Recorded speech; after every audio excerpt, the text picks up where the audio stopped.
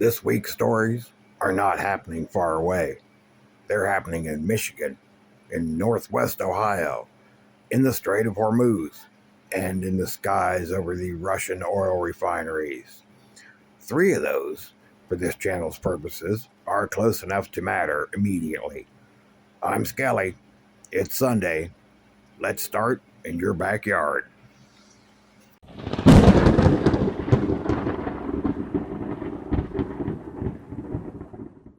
Story 1, and I want you to pay close attention because this one is not theoretical and it is not distant. Since June 22nd, a parasitic outbreak has been spreading across northeastern Michigan and into northwest Ohio. The parasite is called Cyclospora. The illness it causes is called cyclosporiasis. As of this morning, Michigan alone has reported over 1,500 cases during this outbreak. That is roughly 30 times the number Michigan typically sees in an entire year. In Ohio, specifically in northwest Ohio counties bordering Michigan, including Lucas County, more than 500 cases have been reported, with Lucas County alone accounting for over 300. As of July 10th, the Ohio Department of Health has reported at least 397 cyclosporiasis cases statewide in 2026, with 171 of those occurring since late June. Nationally, over 3,100 cases has now been reported across 31 states, according to the latest tally. And, as of this recording, the source of the outbreak has not been identified. No specific food, grower, supplier, restaurant, or grocery store has been publicly named. Let me tell you what this parasite actually does, because I think it is important to understand what we're talking about. Cyclospora is a microscopic parasite that infects the bowels and causes watery diarrhea, described by the CDC as frequent and sometimes explosive bowel movements. Skelly did not have that on his bingo card. The illness can last for weeks or even months if left untreated. Other symptoms include severe abdominal cramping, bloating, nausea, fatigue, and significant weight loss. The infection is typically treated with antibiotics and is not usually life-threatening. However, Michigan has already reported at least 44 hospitalizations. The parasite spreads through feces, specifically through fruits or vegetables exposed to feces-contaminated irrigation water. The working hypothesis among investigators is contaminated fresh produce, through which produce has not yet been confirmed. Here's what this means for you, specifically for anyone in the Ohio Valley, and especially anyone northwest Ohio or within supply chain reach of southern Michigan. Michigan officials are recommending that consumers purchase whole heads of lettuce rather than pre-washed bag lettuce or salad mixes. They recommend removing the outer 2 or 3 leaves and washing the remaining leaves under water. They also advise cooking leafy greens when possible. Those are not difficult steps. Take them. Second, if you or anyone in your household develops persistent diarrhea that does not resolve on its own within a few days, see a healthcare provider and specifically mention cyclosporiasis because the symptoms resemble other illnesses. Providers may not automatically test for it. Ask for stool testing specifically. And this is the broader prepping lesson. This outbreak is a real-world demonstration of why your medical kit and your water storage matter, even when the threat isn't a grid-down failure or a natural disaster. A parasitic outbreak spreading through the food supply does not care about your bug-out bag. It cares about whether you wash your produce, whether you have clean water to wash it with, and whether you have oral rehydration supplies on hand for a family member who becomes seriously ill. The CDC has noted that this year's case total is already 4 times higher than at the same point last year. This is not a distant health story. The recent surge in cases in Michigan and bordering counties in Ohio may be part of an epidemic cluster, according to one infectious disease physician at a health system that treats patients in both states. It's happening now. It's happening here. Wash your produce, know the symptoms, and act accordingly. Story 2: Ukraine and Russia. This week, Ukraine launched what military analysts describe as an industrial-scale drone offensive against Russian oil infrastructure. Over the course of several days, Ukrainian drones struck at least 18 Russian vessels, 13 tankers, 3 dry cargo ships, a ferry. No, not that kind. Oh, good Lord, no. Yes, that's better. And an auxiliary vessel in the Sea of Azov, along with multiple oil refineries spread across Russia from the Ukrainian border all the way to the Ural Mountains. These strikes hit several oil refineries inside of Russia, including what has been described as one of Russia's most technologically advanced sites, the Tenneco refinery, which reportedly halted operations following the strikes.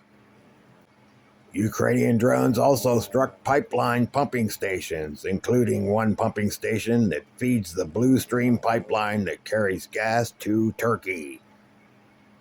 The results of these strikes? Ukraine's strikes triggered a widespread fuel crisis inside of Russia, with gasoline shortages and fuel rationing reported in multiple regions as motorists waiting hours to fill their tanks. Russia is rationing fuel inside Russia. I want you to sit with what it takes to cause a fuel rationing inside one of the world's largest oil-producing nations. This is not a minor disruption. This is a significant degradation of infrastructure. Ukrainian President Zelensky described the strikes as part of Kyiv's campaign on what he called long-range sanctions, carried out in response to Russia's refusal to end the war. Meanwhile, President Trump met with Zelensky at the NATO summit in Ankara this week, a markedly different meeting from their earlier combative encounter, and announced that the U.S. will grant Ukraine a license to manufacture Patriot air defense systems. Trump also said he thinks the end to the Ukrainian war is getting close. He had a phone call with President Putin this week and said that he didn't make any progress. Getting close. No progress. I'll let those two statements coexist without any further commentary. Here's the prepping lesson from this week's Ukraine story, and it connects directly to what we've been tracking all year. Russia has been suffering from acute fuel shortages in some regions as Ukraine wages its drone campaign against oil refineries and energy infrastructure, hitting targets even further from the Ukrainians' own territory. The mechanism is the same one we've discussed in the context of Iran and the Strait of Hormuz. Energy infrastructure is a single point of failure for everything downstream: fuel, heat, food distribution, emergency responses. They all run on energy. When the energy infrastructure is disrupted, everything built on top of it degrades. That's true in Russia this week, and it's true anywhere. Your generator, your fuel reserve, your backup heat source for this winter. These are not prepper fantasies. They are responses to a real reality that multiple countries are living through right now in real time in July 2026. Story number 3: Iran. Again. Yeah, I know. Here's where things stand as of this Sunday.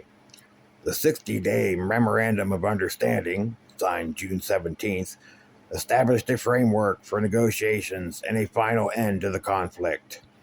Talks have been ongoing in Doha, Qatar. This week, while Trump was in the NATO summit in Ankara, the U.S. and Iran began trading strikes again.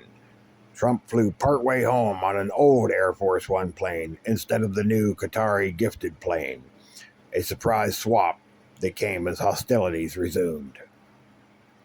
Yes, the President of the United States changed planes mid-trip because of resumed hostilities with Iran. That happened. President Trump later said the U.S. agreed to Iran's request to continue talks, but that the ceasefire is over. Let me translate that for practical purposes. The ceasefire that was supposed to hold while the 60-day MOU negotiations proceeded has ended. Strikes has resumed, but negotiations themselves are, allegedly, still technically going on. What this means for the Strait of Hormuz and your gas tank is uncertainty. The brief easing of tensions over the past 2 weeks, which has allowed for some tankers' traffic to resume, is now in question again. Skelly has lost count of how many times this has happened. Advisors within the administration are split, some pushing for a return to full-scale war, others are pushing to keep talks alive. The 60-day MOU clock, signed in June 17th, expires in mid-August. We are still in early July. I am not going to go through what this means, not because it's not important, but because the lessons have not changed, and I respect your time enough to not repeat myself again and again. Fuel storage, food storage, cash, financial buffer, same as we've been talking about. Everything we have been tracking since February 28th is still in motion. None of it has resolved. Some of it has gotten better temporarily. Some of it has gotten worse again. The through line for 5 months now has been consistent. The people who prepared early are fine. The people who waited to see how bad it would get are having a harder summer. There was still time not to be the second group.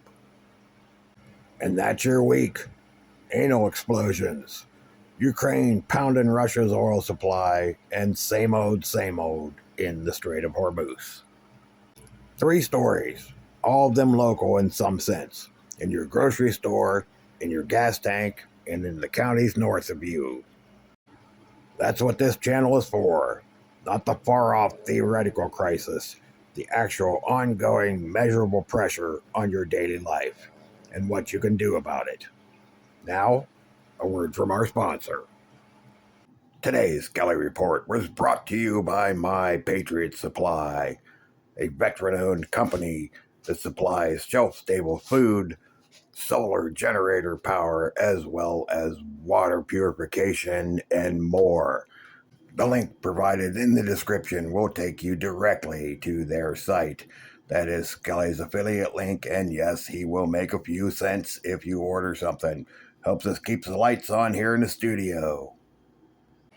And that's your Skelly Report for Sunday, July 12th. We will see you all again next week. Assuming we're all still here.